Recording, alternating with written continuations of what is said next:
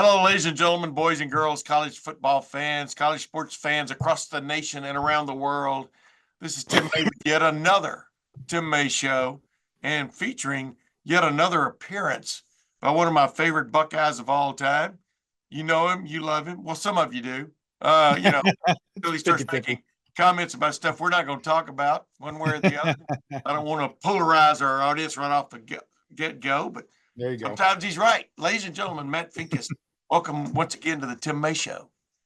Thanks, buddy. It's good to be here. It's damn good to be here. I'm glad to catch you in between trips with you and your beloved as y'all go across the nation and around the world. It's pretty. We try. Pretty interesting. Keeping up with you guys, but I digress. That's not why I have you on. I have you on because you guys had a pretty nice reunion a few weeks ago that caught my eye. You had Dom Taberry was there. He and I were talking about it. I go, I want to touch once again on this Silver Bullets defense that came along in 1996. Yeah. And really what defenses to this day at Ohio State are still measured by, not necessarily by themselves, but by other people who judge defenses at Ohio State. And we know a couple of years ago, the clip was empty. Yeah. For staying in the Silver Bullets genre. We know last year the defense was pretty damn good last year. Yeah, absolutely. And it was one of the few dips in the last couple of decades offensively by Ohio State, especially since Urban Meyer took over in 2012. And then since Ryan Day has been on board, I mean, they didn't score nearly as many touchdowns. And of course, scored no touchdowns against Missouri in the Cotton Bowl. But it looks like the Jim Knowles defense is getting close, in my opinion, to what you old timers, like to see in a defense, in a Silver Bullet defense. Am I wrong? No, I think that's exactly what it is. I mean, you look at the aggressiveness of play, and you look at how they attack, and what his scheme and style is, and having some good guys and putting them out on islands, and letting the guys in the middle go to work. I mean, and that's what we went to in '96. A lot of people, we had tons of my 4 years here, we had tons of talent. I mean, my freshman year, we come in, you've got Big Daddy Dan Wilkinson on the defensive line, #1 overall draft pick, and Marlon Kerner and corners that are NFL careers, and you can go down the line of guys, Lorenzo Styles, Craig Powell, all those guys that played in those 93, 94, 95 years. But that 96 year was a little bit different. We had guys that, with Mike and myself and Luke, those are, fourth year playing, third year starting, and even back then you didn't get that in college football a lot, with that much experience on the defensive line. Greg Belisari had been playing, that was his second year starting. Andy Katzenmoyer coming in as a true freshman, just a monster. That's just a freak of nature. But then you had, Sean Springs and Ty Howard, Rob Kelly, those guys who'd put in a lot of playing time in the years before. Then you throw in Damon Moore into that mix as well. So, I mean, there was just a ton of experience on that team. And I think, that was part of the confidence of Fred Pugich, coming in as a first-year defensive coordinator and recognizing that of what he had, and not wanting to kind of follow the same mold that we'd been following, in the years past, and trying to bring something new, and recognizing, with the defensive backs that we had with Sean and Ty and, Antoine Winfield. Yeah. And Antoine Winfield being our nickel back. Yeah. Turned out to be okay. Only as good of tacklers I've ever covered. Yeah. Yeah. I mean, and again, the guys in the back end with Rob Kelly and Damon Moore, and what we had up front, I mean, Mike and I had really good years up until then. You knew we kind of had that symbiotic relationship with the corners, and, they knew they only had to cover for 2.5 seconds, and we were going to get there. We knew if we could get there in 2.5 seconds that they weren't going to be open because our corners are going to be able to cover. Yeah. So you had that in passing situations where you knew you had that clock, and then opposing offenses knew that clock was ticking. They knew that it was going to take those guys a little bit of time to shake loose if they could. And they knew that we were going to be coming on the outside, and it changed up a lot of protection schemes and stuff. And that really allowed, the blitzing that Pug liked to do, and getting Andy free on the inside because, you had backs chipping, tight ends staying in with Mike and I. And so, that allowed him to mix some things up in the middle and be able to use Luke and Andy and Winfield Garnett to change things up on the inside. So, it was a different philosophy that we had ever played before.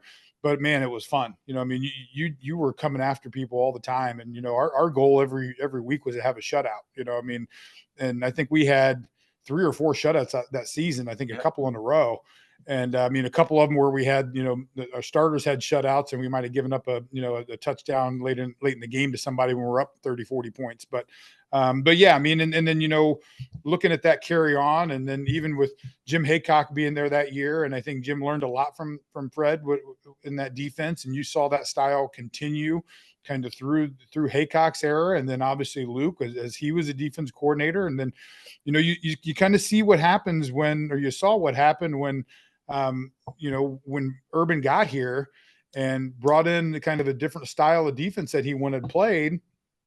And it didn't really work out. I mean, if you remember Urban's first couple of years here, I mean, we were just having to outscore people. Yeah. we were giving up 25 points a game, and it wasn't the same. Hang on, Sloopy was the theme song that those. And then I think that when that transition was made and Luke was set back in as defense coordinator after a couple of years, and bringing Chris Ash along, then you got back to that, and then then we've had some years where just it's been kind of a little bit of a revolving door as the defense coordinator position, but bringing in Jim Knowles, I think, and the style of play, and he's had some growing pains. I mean, there's times that I think you look at his first couple seasons where you learn you can't be super aggressive all the time, and but coming from where he came from, you could do that, because I mean, you come from the Big 12 at the time, and it's just, if you got to stop on defense, that was a bonus. No one was expecting anything like that. So yeah, you can roll the dice every time and try to get some turnovers and stuff. But I think he's settled in to what he does, and I think this current version is something that is very reminiscent of what we did. But yeah, I mean, looking back on that, I think, and obviously the name and the moniker has a lot to do with it, but I think that people now do kind of measure that as, they expect that out of Ohio State defense. If you want to be called the Silver Bullets, man, you better play like them. Yeah. And you know what, though, let's get back to what the genesis of this. And you mentioned it right up off the jump. Once you started delineating, was what stood out to me to begin with that defense were you and Mike Vrabel, as that was the Mike you've been talking about, not Mike Linebacker, Mike Vrabel. Yeah. And a guy named Luke Fickell, and who's the other defensive tackle? Winfield Garnett. Yeah, Winfield Garnett. Oh, I literally always forget his name. I mean, I don't know why it is, Matt. Maybe it's because I'm coaching up at Westerville North now. He's got the Ohio State Buckeye Westerville North connection, so he's up exactly. Yep. But it started up front for me. I mean, just from not just the fact you guys were all veterans, it's just the talent level up front is what really got you. And y'all were veterans, and you put that to good use. And that's like you're talking about. I'm looking at Jack Sawyer and JT Tuimoloau, and then the two ties, Tyleik Williams and Ty Hamilton, little brother of Devon Hamilton. But I mean, and then you look at the depth at those spots. See, if I keep telling everybody, what stands out to me about this Ohio State football team 2024, it's not, it is the talent, but it's the depth of the talent, because there have been better players at every position, but what stands out about is the depth. And you look at a Caden Curry and all these other guys on the defensive end aspect of things. And then in the defensive tackle room, you've got depth, and but it starts up front, right? I mean, to really be that defense you want to be is guys that are getting after it up front, right? Yeah. I mean, I think that's true. At any level of football. Yeah. I mean, it starts, offense and defensive line. If you don't have a solid offense and defensive line, you don't have a good football team.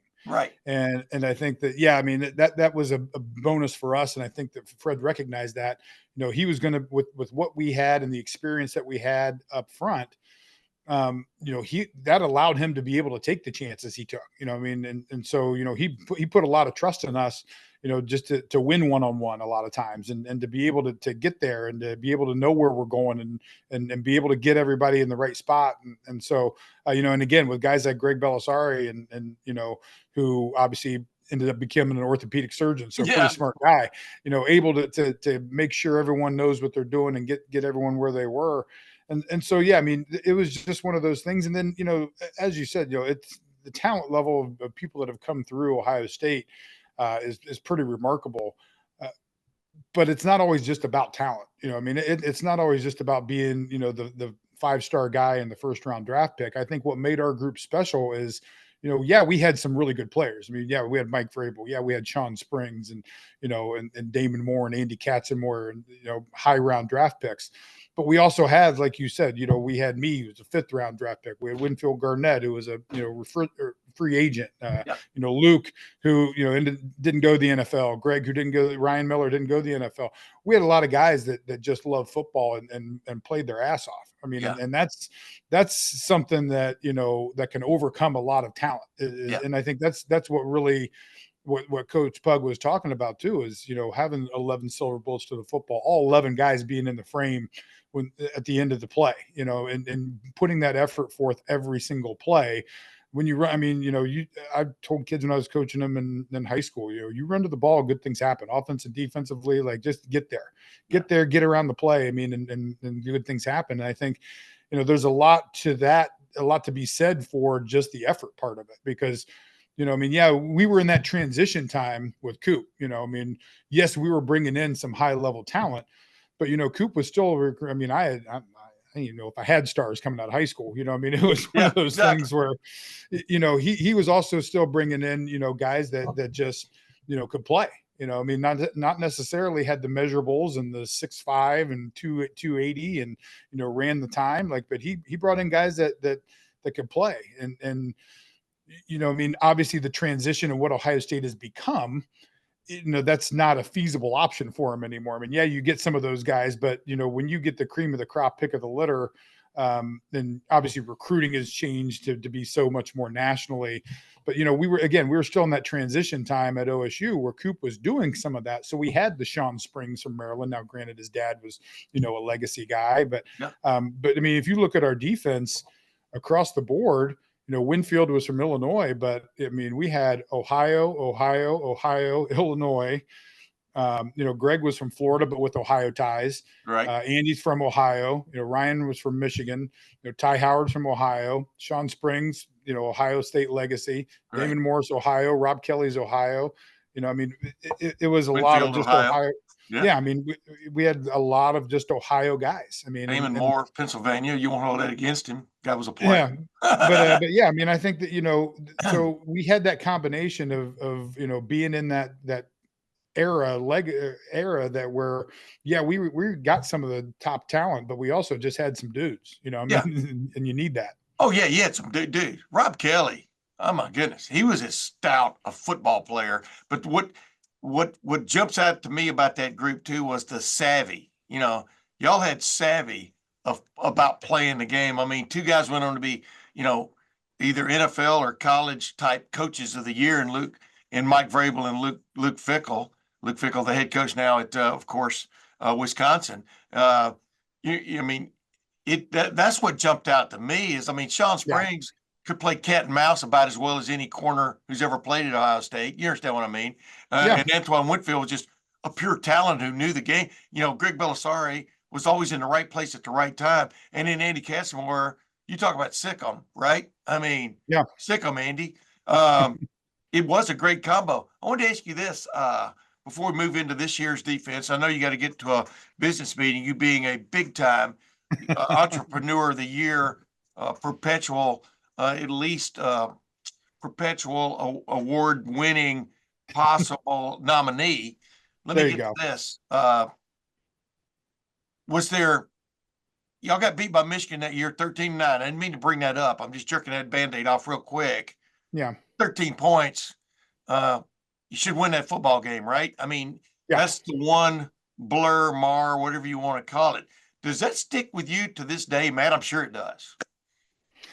Sure. I mean, I think you look back on that and, I mean, it's always the ones that got away that stay in your mind, more so than, a lot of the big wins. But how costly it ended up being. You understand what I'm getting? Yeah, I mean, that's a Playoff. national championship. Yeah, I Yeah. mean, that's a national championship. Yeah. There were 4 teams that ended up with 1 loss that season, and we got voted second. Yeah. I mean, I mean, I think this question was out there the other day. I mean, I think if there was a college football playoff in my Right. 4 years, we'd have been in it 3 of the 4 years. Yeah, absolutely. 93, I wouldn't have given as much a shot. I mean, that Florida State team in 93 was pretty stout. Yeah. 94, we had the 3 losses, but 95, again, the blip to Michigan, but we ended up losing that bowl game to Tennessee, but just in a monsoon. It's 7-point game. But I mean, talent wise, I mean, you want to talk about, defensively, we were good, but we weren't quite as good. But I mean, offensively, you had the Heisman Trophy winner, Biletnikoff winner, Davey O'Brien winner, number 1 tight end in America. Yeah. So I mean, offensively, pretty decent football team at that time. I mean, you take that Citrus Bowl and you play that on a track that isn't an inch or 2 underwater. Yeah. I feel like our offense might have done pretty well in that game and been able to put some points on the board. Or if y'all had longer cleats, you know what I mean? Yeah. Well, I mean, yeah. Hey, I was on Paul Feinbaum, he got into me last time I was on his show, and you're always making excuses. I mean, like, I didn't play football, for you guys. I mean, but I was explaining, every near miss for Ohio State over the last 25, 30 years has had an asterisk by it. Yeah, it does. It's had. I mean, you go back to the Clemson game and the fumble. You go back to I mean, obviously the Georgia game a couple years ago and the hit on Marvin Harrison. It's never a clean victory. It seems like. Sure. There's something there that's tainted it, but the winners don't want to admit that. But Cleatgate was a real deal.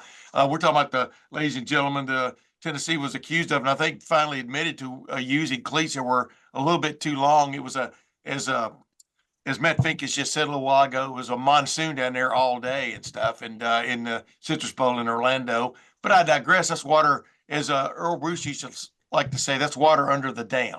That's not funny anymore, when you look at some of these dams giving way, is it? Yeah, exactly. I think he was ahead of his time with that saying. But I want to ask you this before we move into the current day again. The John Tenuta once pulled me aside like a year or 2 later, and he goes, "Why are you always giving credit for the Silver Bullet defense to him," meaning Fred Puggich? I probably had more to do with that than anybody. Do you remember? I wanted to ask you this. Do you remember John Tenuta? Of course. I once wrote a story about covering football practice from the outside when we were barred, but I could hear John Tenuta, saying this and saying that. You understand what I'm saying? I'm not going to say what he said. Yeah. It did start with the F word, the F letter, though. But do you remember him having a big influence to a certain extent on the direction y'all went? Because Cooper hired him for that reason. Excuse me. Yeah. I mean, obviously he was the defensive back coach that year. Yeah. So, came in, took over for Lovie Smith, was the defensive back coach. And I think that, he and Fred, probably had those discussions of like, look, man, my guys can do this. And let's go this direction because I see the talent that's here. I can coach the talent that's here. I mean, he'd come from, that long line of defensive backs and still, has bounced around and he's still active. I think he's a consultant. I want to say, I'm trying to remember that too, as you're speaking.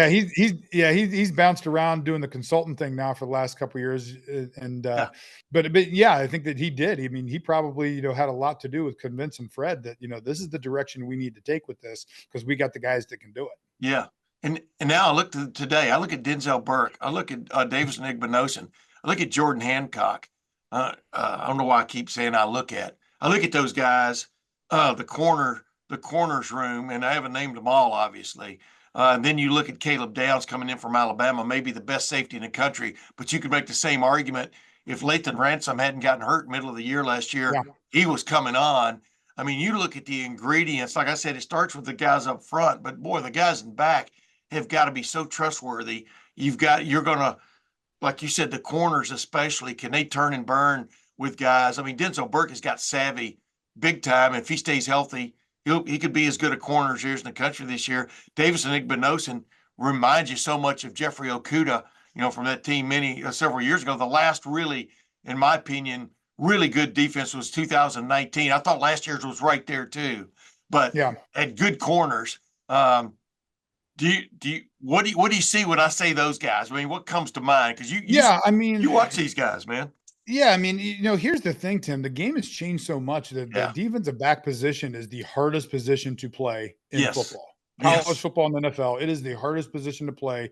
You're going to get penalties. You're going to, I mean, it is, they've changed the game so much to try to, you know, allow the scoring and excite the fans and do that, that it is, I mean, I don't ever envy a defensive back in today's game. You know what I No. mean? But I think if you look at the style of play and what they do, as far as, you know, having the experience. I mean, you talk about, you know, the experience that we had up front in 96. I think you've got that in the back end right now.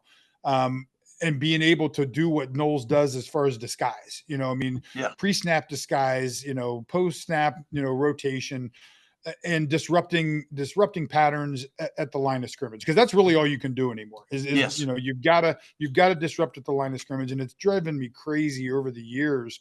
Like, that's your only advantage. That 5 yards is the only thing you've got. You touch a guy after 5 yards now, yellow flag is coming out. Yeah. But you've got that 5 yards, and for years and years, just, you know, guys. I mean, if you watch a college game, you watch an NFL game, no one uses that 5 yards. No one. I mean, because, you know, the obviously the flip side of that is if you miss and it's bad, then, Yeah. you know, you get burned over the top, but if you've got a guy, and I think that we do, you know, on the outside, and, you know, frankly, on the inside, when you talk about the guys in the middle who are dropping down, and the nickels and the safeties, to be able to disrupt routes at the line of scrimmage, that's where you've got to win in today's game. Yeah. Because, you know, yes, you can have ball skills, and you've got to be, I mean, you've got to be just super elite to be able to play with ball skills nowadays and not touch the guy to get a penalty. And I think that's what Knowles does. That combination of the disguise and the confusion that gets set up in the pre-snap, and, you know, picking and choosing those times to get up and disrupt those routes at the line of scrimmage. And I think that's where you've got to win, and then allow those guys that you mentioned, you know, the Jack Sawyers and JTs to then be able to get to work. Yeah. You know, that I think those guys, I mean, and it's, you know, Jack Sawyer is a great kid. I mean, he's one of the, it's funny, I think he's one of the only guys that recognizes me still. Every time I got to practice, he comes up and talks to me. But and I think That's his dad funny. knows, yeah. I think his dad knows a couple of the guys that we played with. But Yeah. His dad's a great guy too, man. But go ahead. But yeah, I think that, you know, again, allowing those guys who, you know, I mean, yeah, they're not Joey Bosa, they're not, you know, the you know, top 5 draft pick, but they're guys that are good, that are dudes. You know, they're going to get there. I mean, they're going to fight, they're going to scrap, they're going to get there. So, you know, get them that chance. And I think that's where I think I see this defense being. And then, you know, the depth that also at the linebacker position, and what Knowles likes to do. And, you know, you got 3 guys there when you throw Sonny Styles in. I mean, and Sonny, man, just a monster. I mean, and obviously I played with his dad, and Lorenzo was a monster too. But I mean, for that kid to be, I don't even know if he's 20 years old yet. I mean, and it's, and just the physical talent that he has. I mean, he's going to be one of those guys that's going to obviously probably reach his potential, like his 2nd or 3rd year in the league, and probably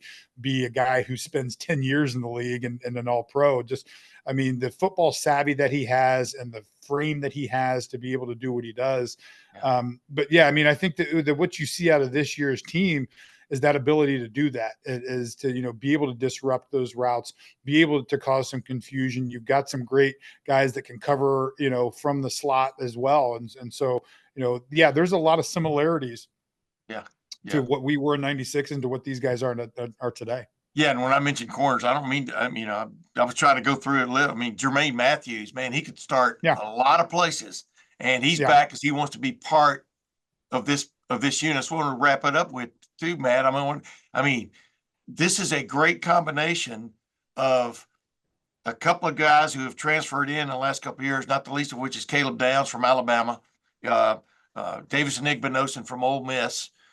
Just, you know, really good players, with guys who've been there for a while, paid their dues, and are coming up, like a CJ Hicks we haven't even talked about or mentioned yet, linebacker. Is this the year he finally puts it together from a consistency standpoint? You know, that's the word on him. Otherwise, he is as talented as almost anybody they can throw out there on the field.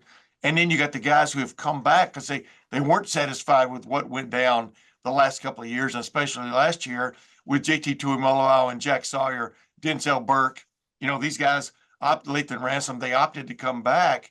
That's a great mix of players, isn't it? I mean, because in college football anymore, this is a rare moment where you've got veterans bubbling up, a journeyman, and in transfers. This is that rare moment when it does look like a cupboard. It may not be full, but boy, there are very few openings. Yeah, and I think that this is going to be the tough part for Ryan and what he's going to do with this staff and with this team, because everyone's talking. I mean, this is kind of reminiscent of what we went through in 95 and 96 a little bit. I mean, we start out the year, I think in 95 ranked 2 or 3 in the country. I mean, and when you're up there and there's just that expectation, and you can't think about, that's the danger. And I know, it's different now because they deal with it every year, but you can't think of national championship in August. You can't think of national championship in September. I mean, you've got a game out in Eugene in October. That's going to be a tough one. So I think the challenges for these kids is playing, how do you play? And Urban was great at this. I mean, how do you play? How do you keep that hunger and that drive when you're on the top? When you're top of the food chain, because that's one of the most difficult things to do in sports is to, I mean, it's the motivation is always there to get to the top, but once you're at the top, I mean, again, they don't award trophies in August and September, but you're at the top of the food chain right now and everybody's looking. So how do you communicate that to that team? Like, look, we haven't done anything yet. Nothing has been accomplished, and you've got to go ahead and play every one of these games out and play them, and I think that you can look back at the last couple of years and the disappointments of the last couple of years. I mean, you can go back to that Georgia, playoff game. You can go back, to the Michigan game last year and just say, look, I mean, all of this can go away with one game. Yeah. So don't let next week be that one game. Yeah. And I mean, and if you keep that philosophy going through the season, obviously you've got the talent, you've got the coaching staff. I mean, you've got guys, obviously you got, you're bringing Chip Kelly in, you got, I mean, NFL coaches, you talk about the defensive backs. I mean, Timmy Walton is probably about as good as it gets as far as technique coach. I mean, I played with Tim here at OSU and, he spent time across the NFL and, he knows how to, I mean, Jalen Ramsey. I mean, you can list the guys that he's coached. So, I mean, they've got everything in place that they need. What's encouraging and what I hear a lot of and see a lot of is the team chemistry is you'd expect it to be kind of NFL-ish with this kind of roster that's put together. But I think that from what I see so far, it's not that, it's very, collegiate. Very well, very collegiate, very driven. I mean, these guys have come back from a purpose. I mean, you go back to when Mike Doss came back, in 2002. There you go. And so I think that there's that feeling of definite unfinished business that these guys want to take care of. And now with the new expanded playoff that we're getting into this year, there's all kinds of different opportunities. So I mean, it's all on the table for them. It's all out there for them to go get. I mean, you've got all the pieces, and once the quarterback position gets shaken out, which I would think will be pretty soon in the process, I don't see that dragging on. But I mean, it just shows you. I mean, you had guys that. I talk about this with Torg on the podcast we do all the time. Yeah. Everyone was saying Lincoln Kienholz was out of here, but I mean, how smart of it is it for him to be able to sit in a room and get another year of coaching from Chip Kelly and Ryan Day, to see this process. Because, I mean, you're young now. If you don't win the starting job now, you can leave. I mean, you got a whole nother year of wealth of experience. That's so much better than just getting the shit kicked out of you at Iowa for a year. I mean, it's so much better than just handing off 30 times a game and getting blasted every time you drop back to pass. And just throwing to now. I mean, nothing against the Iowa tight ends, but you're throwing to the tight ends all the time. Right? Shea's a pretty good kid, but still. So, I mean, I think that shows you, what this team is kind of built on and how they've been able to hold this together, through the chaos that is the transfer portal and everything else. It's something when almost everybody understands this could be a moment in time, right? And that's exactly it. And then number two, like you just said, the sitting in on meetings with a veteran like Will Howard, a veteran coach like Chip Kelly, who is always thinking football. You see it in his eyeballs when his eyeballs are always dancing. The same way on the defensive side. Jim Knowles is just, I think the great thing about Jim Knowles is he's realized he doesn't have to totally scheme everybody anymore like he used to have to do. You know what I mean? Yeah, because he's got You the can talent. You can just go play. line up and play football. Yeah. Yeah. And throw some, and sprinkle in some of that salt and pepper. You know what I mean? But yeah, absolutely. I mean, that's what we did. I mean, we had three fronts in '96. Yeah, three defensive fronts. And when we got into certain fronts, you knew what was coming. I mean, could you stop it? Yeah. I mean, that was the thing. So I mean, you can, once you got the guys, like sometimes you don't have to outthink it. Yeah, kind of like when Woody dotted the I with Archie, and you knew what Ohio State was going to run offensively, whatever. Hey, I wanted to ask this last thing though. This is what's interesting about the modern times, though, Matt. And you guys could afford no loss back then, as you found out the hard way. 12 teams make the playoff this year. It's projected there could be possibly four SEC teams, possibly three. But you let the season play out. But the Big Ten and the SEC could have 7 of the 12. Maybe 8. Who knows how things are going to go, right? I call it the youth soccerification of major college football. In that respect, almost everybody gets a ribbon. But in your mind, does that relieve a little bit of the pressure from the idea that if you don't win them all, there's a good chance you don't get invited? You know what I mean? Now you can, for example, Ohio State, they're theoretically could lose at Oregon, beat Oregon in the Big Ten championship game, and still be a high seed. You know what I mean? It does. It changes your outlook. I mean, I know, like when you get in the NFL, there's a different mindset, obviously, than there was in college football. Because just get me to the playoffs. Yeah, you don't have to win every game. Yeah, I mean, the goal is just to get to. I mean, you get into November and December, and you figure out where you're at and where you got to be. Yeah. And so I think that it's probably going to look a little bit more like that. I mean, you get through the first half of the season in November and maybe late October, November. Which games you got to win to get in, and it'll shake out that way. And yeah, I mean, there's good and bad of it. I don't necessarily like. I thought they should have went to an 18 playoff instead of the 12. I thought you should. I mean, back then when they had, when there were still 5 conferences, yeah. You take your 5 conference champs. You take your highest non-power 5 team if they're still in the top 15 2 wild or cards. whatever. Yeah, and then 2 wild cards. And I thought that would be a pretty good structure for it.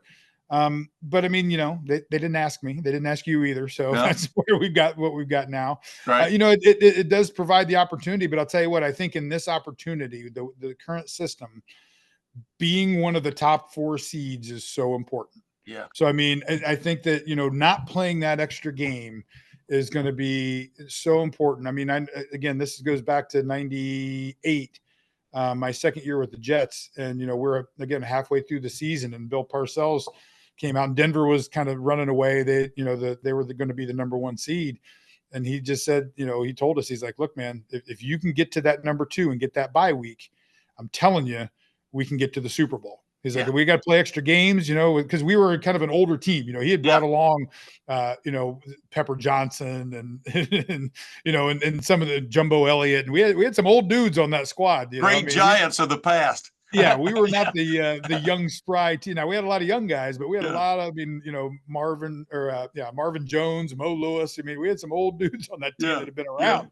And he's like, hey man, telling you, if you get to that number 2 seed, get this bye, we've got a really good shot of making it. So, and again, it's just, I mean, you see it in the NCAA basketball tournament. Every game is a chance to stumble for the high seed. And so, I think this year the focus during the season, because I mean, you can make a slip here or there, but you've got to be focused on, if I'm Ryan Day, I'm telling my guys, like, we got to be in the top 4.